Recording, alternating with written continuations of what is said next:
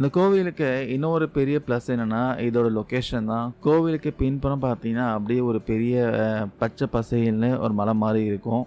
இந்த மலைக்கும், இந்த பிங்க் நிற கோவிலுக்கும் நடுவுல பார்த்தீங்கன்னா, இருக்கிறப்போ மனசுக்கு அவ்வளோ ஒரு அமைதி கிடைக்கும். இங்க சிவன், பார்வதி சன்னதியும் ரொம்ப அழகா வந்து அமைச்சிருக்காங்க. இப்ப நாம அந்த மெயின் மண்டபத்துக்குள்ள வந்துட்டோம்.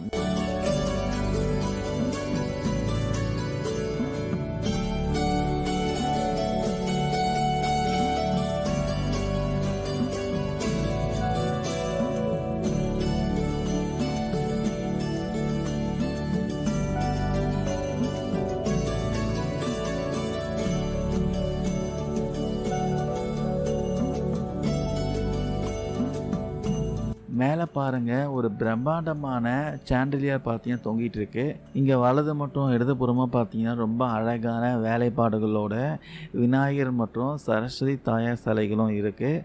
உள்ள பூஜைக்கான ஏற்பாடுகளும் பார்த்தீங்கன்னா நடந்துட்டு இருக்கு. அப்படியே பக்கத்துல கிருஷ்ணரும் ராதை சன்னதியும் மனச மயக்கிற மாதிரி அந்த அளவுக்கு இருக்கு அமைச்சிருக்காங்க பாருங்க.